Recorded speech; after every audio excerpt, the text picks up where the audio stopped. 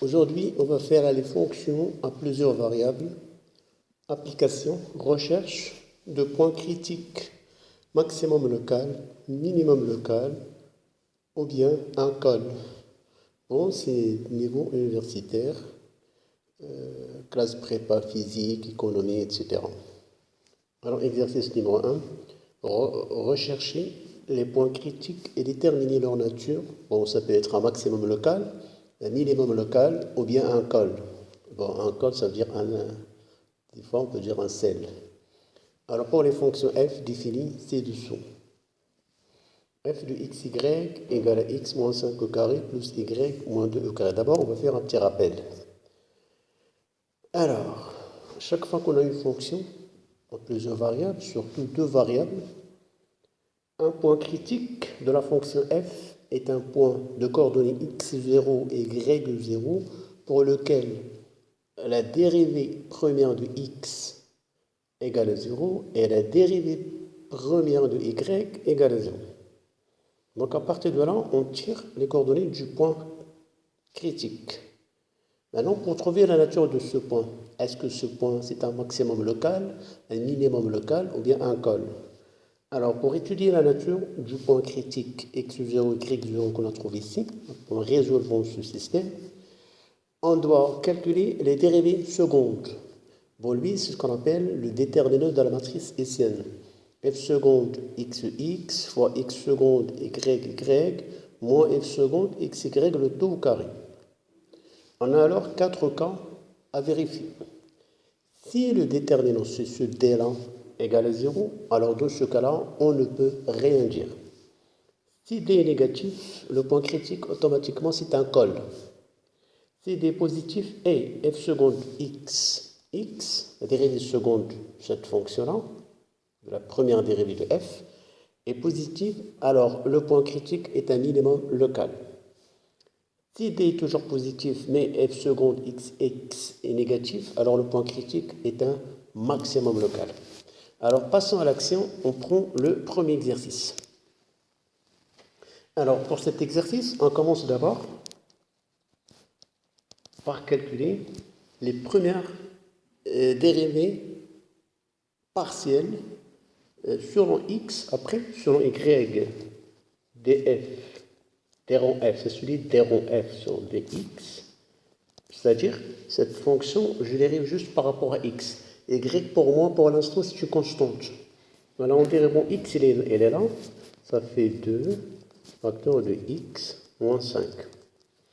Et là, comme il n'y a pas de x, la dérivée, c'est 0. Alors, quand je dérive par rapport à x, je considère y comme un nombre, une constante.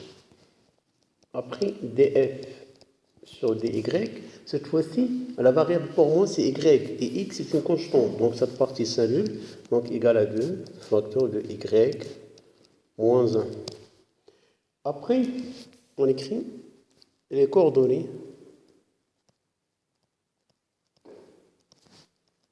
x0, y0 d'un point critique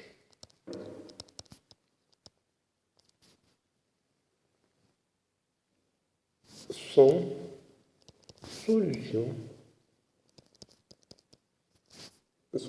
du système de df sur dx égale à 0, df sur dy égale à 0, ce qui équivaut, alors df sur dx égale à 0, on a trouvé 2 facteur de x moins 5 égale à 0. Pour la deuxième, 2 facteur de y moins 1 égale à 0. Et on trouve x0 égale à 5, y0 égale à 1. Donc, le point critique, on peut l'appeler A, B, C, peu importe, a pour coordonnées 5, 1. Ça, c'est la première étape, c'est d'abord trouver le point critique. On dérive d'abord par rapport à x la fonction, après on dérive par rapport à y la même fonction, et après pour avoir les coordonnées du point critique, on cherche à résoudre ce système. La première équation égale à 0, la deuxième égale à 0. On continue et on a trouvé le point de coordonnées 5A. Donc c'est un point critique. Reste maintenant à déterminer la nature de ce point. Alors, pour étudier la nature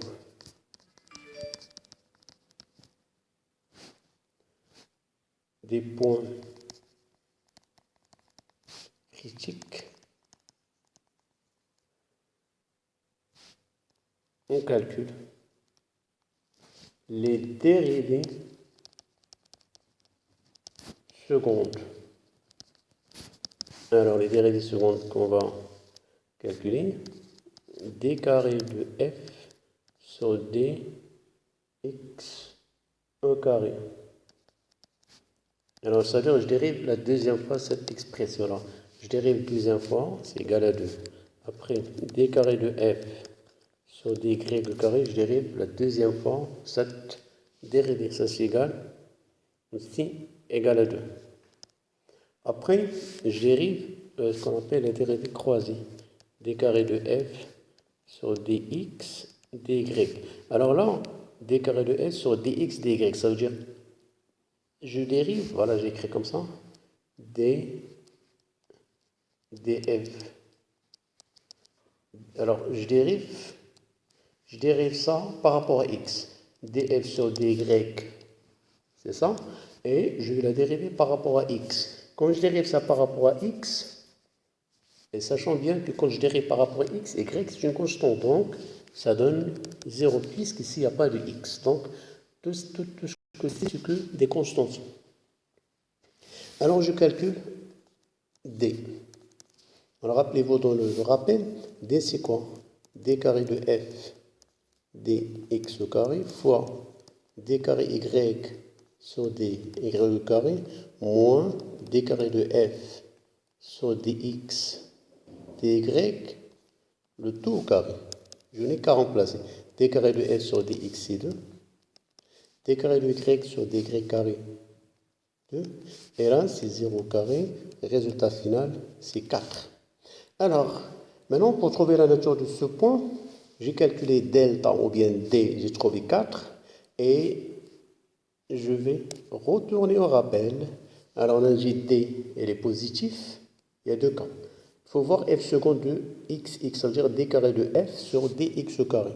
Alors, si c'est les positives, cette dérivée seconde, le point critique est un minimum local. Alors, alors lui, il est positif. Et d carré de f égale à 2. Positif. Donc, le point de coordonnées qu'on a trouvé ici, 5, 1, est un minimum local. Donc vous voyez bien que c'est très facile. Vous avez à passer par deux étapes. La première étape, c'est trouver les coordonnées du point critique. D'abord, je passe par la dérivée première de x, dérivée première de y. Après, je résous égal à 0, celle-là égale à 0, celle-là égale à 0, pour avoir les coordonnées du point critique. Deuxième étape, alors pour étudier la nature des points critiques, on calcule les dérivées secondes. Dérivée seconde par rapport à x, dérivée seconde par rapport à y, et dérivée seconde de x par rapport à dérivée seconde de x par rapport à y, et je calcule, et à partir de là, je calcule d. d, c'est lui, fois lui, moins lui au carré. Et d'après les conditions qu'on a dans le rappel, vous avez 4 conditions. C'est d égale à 0, on ne peut rien dire. C'est d négatif, c'est facile à prendre, le point critique est un cal. C'est d positif et seconde positive, donc le point c'est un minimum local. Inversement, c'est d positif et f seconde est négative, le point critique est un minimum local. Alors je passe à la deuxième, 2x au carré, 6y carré. Alors je passe à l'étude de la deuxième fonction. Alors fx, y égale 2x au carré plus 6y carré moins 5x plus 4y. Alors, première étape, df sur dx, df sur dy égale. C'est-à-dire là, je dérive la fonction f par rapport à x. Alors, là, y pour moi, c'est une constante. Donc, je dérive ça, ça. Les y, quand c'est des constantes, c'est-à-dire quand je dérive ça, c'est 0, ça c'est 0. Donc là, j'aurai 4x plus 4. Pardon, moins 5. Pardon, je me suis trompé là. Moins 5. Je dérive ça et ça. Après, pour la deuxième, je dérive là où il y a les y. C'est 12y plus 4. Alors, après, les coordonnées du point ou bien des points critiques sont solution de 4x moins 5 égale à 0, 12y plus 4 égale à 0, équivaut x égale à 5 quarts, y égale à 1 tiers, il faut juste réduire 4 douzièmes. Donc le point critique, rapport coordonnées, 5 quarts, 1 tiers. L'étape suivante, deuxième étape, c'est passons aux dérivées secondes. Je dérive ça, ça revient à dériver ça deux fois. Donc la dérivée seconde d carré de f sur dx au carré. Alors je dérive ça, ça fait 4. d carré de f y au carré, je dérive ça deuxième fois, ça fait 12.